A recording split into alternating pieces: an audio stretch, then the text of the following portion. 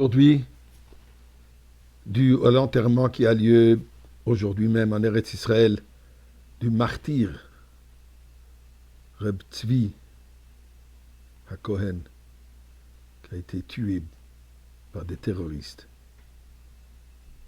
Un acte antisémite.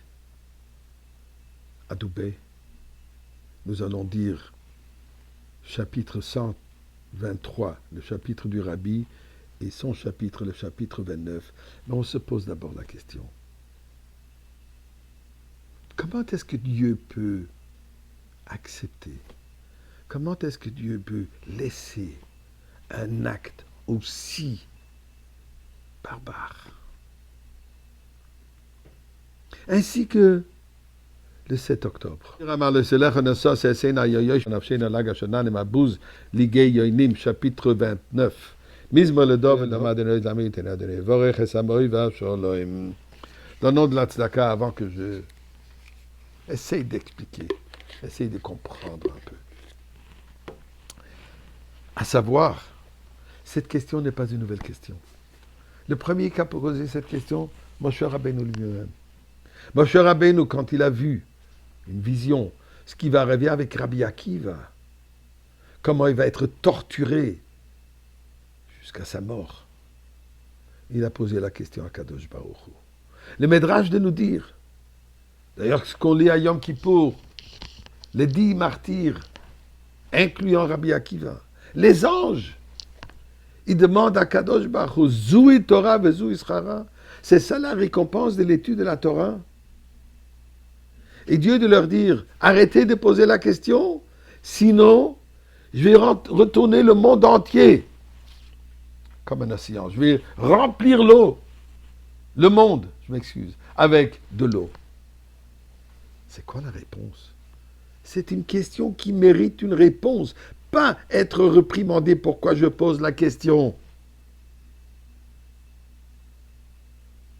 Ils souffrent, même les malachim, à leur niveau, ne comprennent pas ce qui se passe et ils posent la question, une question légitime.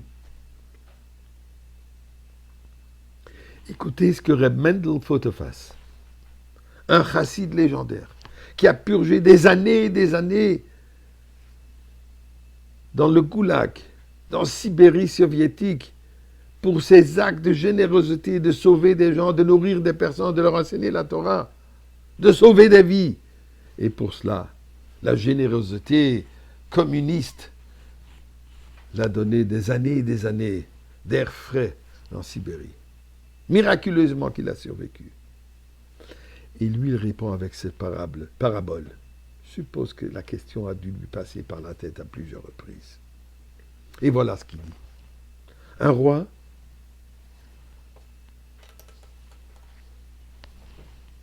demande à un tailleur de lui coudre un manteau extraordinaire. Et pour cela, il lui donne tissu qui est parsemé avec des diamants. Le reste du tissu, tu vas me ramener. Il lui fait un chef-d'œuvre. Mais là, il lui dit non, je suis désolé, il ne reste pas, même pas 1 centimètre carré de voleur.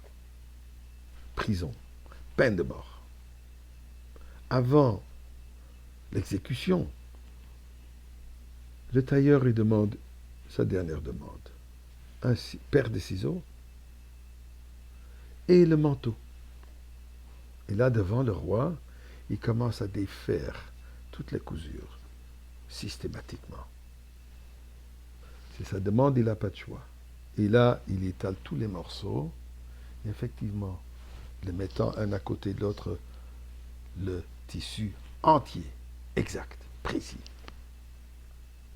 Mais là, il dit au roi, je suis désolé, la seule manière comment j'ai pu prouver mon innocence est de défaire le manteau, et maintenant tu n'as plus de manteau. Dit Reb Mendel, Dieu nous dit à Moshe Rabbeinu, dit aux anges, bien sûr qu'il y a une explication, mais pour que vous compreniez l'explication, il faut que je vous amène au moment où le monde était plein d'eau, le premier jour de la création. Le monde était rempli de l'eau, donc je vais devoir détruire le monde tel que vous le connaissez, afin que vous puissiez comprendre. Puisque c'est à ce niveau-là qu'on peut comprendre. Je veux le faire, mais attention, le résultat sera qu'il n'y a pas de monde. C'est ça ce que Dieu leur répond. Mais nous disons à Kadosh Baruch Hu, Rambam nous dit, tu nous dis dans le verset, que le temps de la Géoula sera comme le monde, comme l'univers qui sera rempli de connaissances, de sagesse divine, tel que l'océan est plein d'eau. Alors amène-nous ce niveau-là. Remplis le monde avec ce niveau de connaissance de cette eau de la Géoula. Et là, nous allons comprendre. Mais s'il te plaît, fais-le aujourd'hui.